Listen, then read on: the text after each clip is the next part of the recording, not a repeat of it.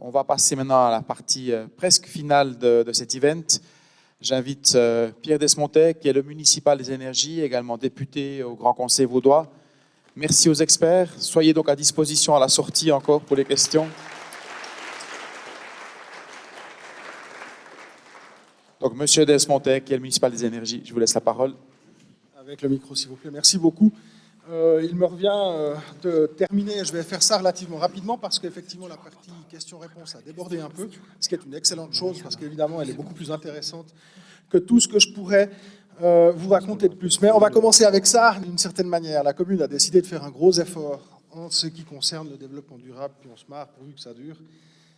Je dirais que depuis dimanche, il y a 10 jours, on pense que ça va en tout cas durer encore une législature. Ça fait 10 ans qu'on est dedans.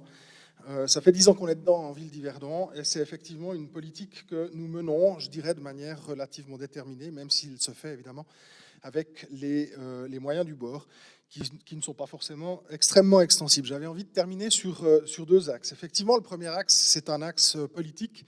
Je rappelle ici, en passant 3 slides très rapidement, finalement, l'histoire de la mise en avant du développement durable dans la politique énergétique yverdonoise avec les premiers projets, les projets éoliens dans lesquels nous sommes depuis effectivement 10 ans, le label Cité de l'énergie, là aussi pratiquement 10 ans, et puis toute une série de choses qui se sont mises en place et qu'on vous a raconté pendant 1 heure. Ce qu'on vous a raconté pendant 1 heure, et je vais terminer effectivement avec celui-ci que vous avez dans votre dépliant, évidemment, c'est tous les, entre guillemets, succès. Ce qu'il ne faut pas oublier là-dedans, c'est que tout ne marche pas. C'est-à-dire qu'on prend quand même des risques quand on développe des politiques de ce type-là. On peut citer plusieurs développements qui ne sont pas franchement évidents. On a parlé de l'éolien. L'éolien, le projet dans lequel on est, il a 10 ans. Il a dépensé 5 millions de francs à l'heure actuelle. Et pour l'instant, sur le terrain, vous n'avez pas encore un coup de pioche qui a été mis dans la réalisation de ce projet. On a beaucoup d'optimisme maintenant sur le fait que les procédures sont en train d'arriver à un moment où on va pouvoir probablement monter ces parcs et effectivement passer là-dedans, mais ça a été relativement difficile. On a eu, en ville d'Yverdon, un grand projet de géothermie profonde. Au niveau du business plan, ça tournait. Mais au niveau des risques économiques pris au moment où il fallait forer, regarder si la ressource est effectivement existante, c'était des risques de l'ordre de 40 millions de francs.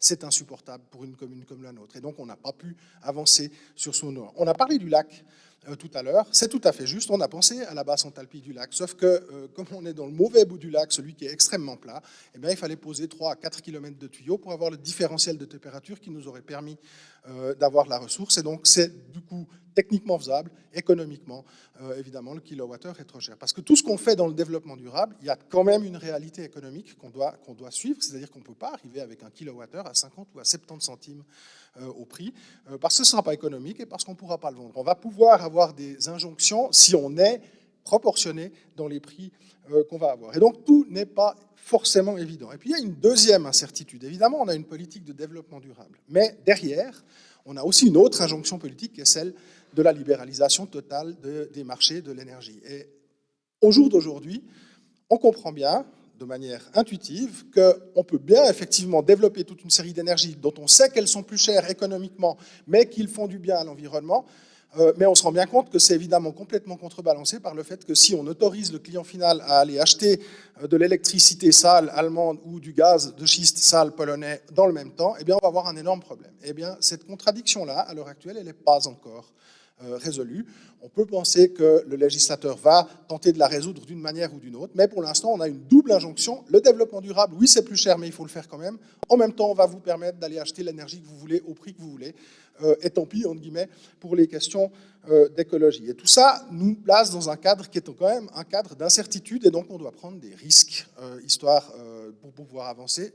La commune d'Yverdon, la ville d'Yverdon, elle prend ces risques-là, elle investit dans le développement durable et dans les énergies renouvelables, mais elle est très consciente qu'elle prend un risque et qu'elle pourrait se faire, cas échéant, coupée par une politique de réorientation des priorités à ce niveau-là, même si les résultats d'il y a 10 jours, pour l'instant, nous semblent dire effectivement que ce n'est pas le cas. Tout ça pour dire, et puis pour terminer, ce que j'appelle l'incertitude technologique. On a des réseaux qui ont un siècle, et puis on les a gérés de la même manière pendant 90 ans. Et puis maintenant, on se retrouve avec, par exemple, réseaux électriques, très facile, un gros producteur, un gros réseau qui amène la production électrique vers des petits consommateurs, il va dans un seul sens. Et puis depuis 4 ou 5 ans, ce réseau, il doit aller dans les deux sens. On ne sait pas à quoi servira encore notre réseau dans 10 ou 20 ans, quand tout le monde sera en communauté d'autoconsommation, tout le monde consommera et produira sur place, et on se retrouve avec des réseaux qui risquent d'être des legacy, d'une certaine manière, des choses qu'on a mises en place pendant un siècle et qui ne servent plus à grand-chose. Même chose dans le domaine du gaz, où on pourrait voir évidemment une certaine dépréciation dans ce niveau-là. Et tout ça pour dire, et puis est-ce qu'on en sait quelque chose? Non, on n'en sait rien. Voilà, celui qui me dit que dans 20 ans, il connaît le paysage de la mobilité électrique, qu'il connaît le paysage de la consommation d'électricité et de la consommation d'énergie de chauffage, je pense que c'est un menteur. Si la personne vient me dire oui, ce sera comme ça en 2040 et en 2050. Moi, j'en sais rien, vous non plus, personne ne sait rien. Et qu'est-ce qu'on fait quand on n'en sait rien? Eh bien, on doit rester agile et souple. Alors évidemment, quand on me regarde, je ne suis pas forcément l'incarnation de l'agilité et de la souplesse. Mais dans la tête, c'est bel et bien ce qu'on est. Je vous remercie de votre attention.